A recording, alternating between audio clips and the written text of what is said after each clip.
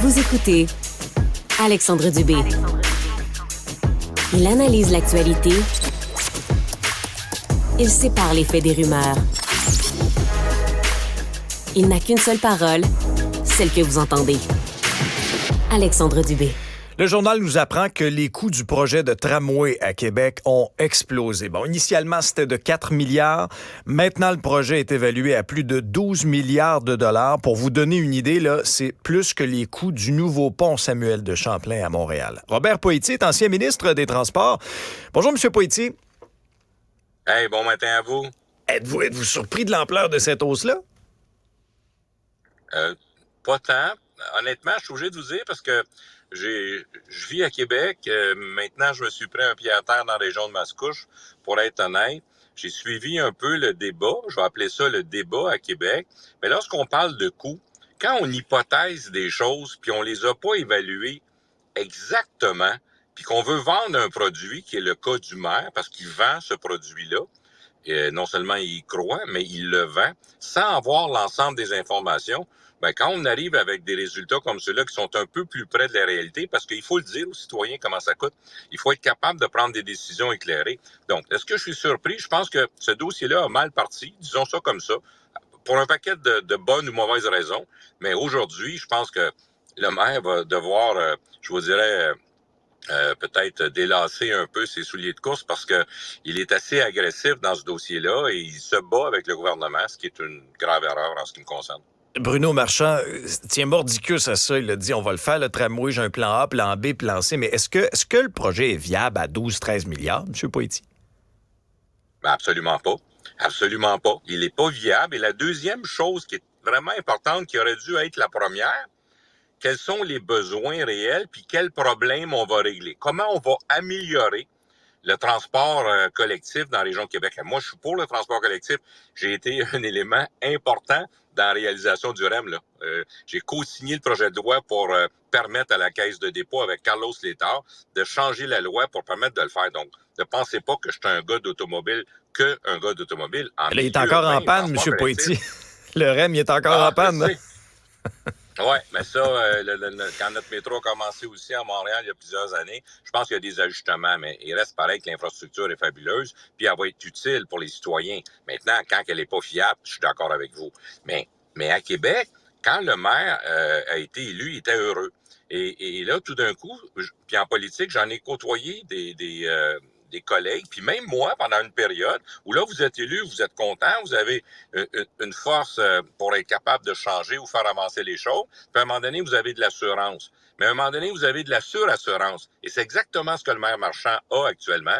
Il se promène à travers le monde, il voudrait que Québec devienne une ville piétonne. Il est très, très dur avec l'ensemble des automobilistes. Volontairement, il y a des provocations pour évidemment nuire au déplacement des automobiles. Les gens commencent à être un peu tannés de ça. Et la deuxième chose, ça fait absolument pas, même pas l'unanimité, on n'est même pas à 50%. Les gens en Québec n'en veulent pas. Maintenant, lorsqu'on parle des coûts, vous avez raison, c'est déraisonnable. Et honnêtement, je ne sais pas qu'est-ce qui va être son discours aujourd'hui, mais s'il s'en va dans une surassurance et à la guerre contre tout le monde, ben je ne sais pas où il va trouver 12, 13, 14 milliards pour le faire tout seul. C'est impossible. Il représente l'ensemble des citoyens de Québec, pas de son opinion personnelle. Et aussi, l'autre question, c'est y a-t-il vraiment des entreprises qui vont soumissionner pour ce projet-là? Ça, on aura la réponse aussi. Mais quand on parle d'acceptabilité sociale, 36 des gens sont pour, donc c'est un recul. Là.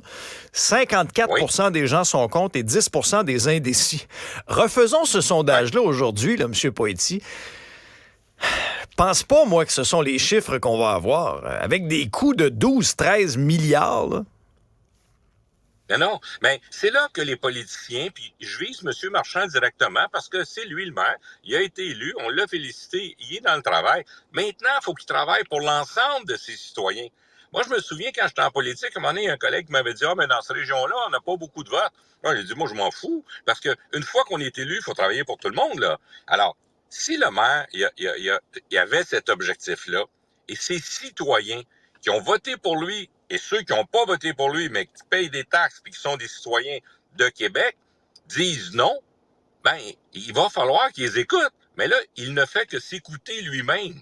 Alors, à partir de là, je pense que le maire Marchand va devoir vraiment, mais je le dis vraiment, s'asseoir à la table comme il faut, puis réaliser que le projet qui est un rêve, ben les plus beaux rêves, il faut les faire les yeux ouverts, puis actuellement, il les a vraiment très fermés. Et cette agressivité-là verbale qu'il a quand il attaque les gouvernements, ben il va se retrouver tout seul dans son coin tantôt, puis c'est ça qui va se produire. Je suis pas mal certain de ça, puis les citoyens vont s'en rappeler.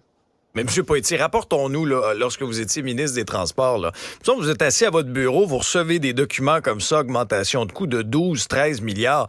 Vous, comme ministre des Transports du Québec, tirez-vous à plug? Ben, c'est sûr que, voyez-vous, moi, je m'en vais m'asseoir au Conseil des ministres. Hein? On se fait une petite réunion par semaine, les 25 ensemble. Là. Puis on dit, voici, la gang, on est rendu à ce prix-là. Personnellement, je pense que ça n'a pas de bon sens. Vous en pensez quoi, vous? Parce que je consultais, moi, mes collègues au Conseil des ministres. C'est ça l'idée avec le premier ministre et les autres. Mais j'ai pas l'impression que M. Marchand consulte beaucoup. Et à partir de là, ben, regardez, là, le gouvernement, il l'a fait pour le troisième lien. Ils sont bien aperçus que c'était déraisonnable puis que ça réglait pas nécessairement un problème. Faut-tu améliorer la circulation à Québec? Ben oui, je suis bien d'accord. Puis le vieux pont de Québec, je veux dire, il va falloir qu'il y ait de l'investissement là-dedans. Là. Mais à partir de là, le gouvernement a été capable de prendre une décision. Ça a fait mal, ça a été difficile, mais ils l'ont fait. Il faut que M. Marchand arrive à la même conclusion. Je peux pas croire qu'il est le seul au Québec ce matin qui pense qu'à 12, 14, 16 milliards, c'est une sacrée bonne idée. Faut que ça s'arrête, là. Robert Poitier, ancien ministre des Transports. Intéressant son de cloche là-dessus. Merci beaucoup. À bientôt. Merci à vous.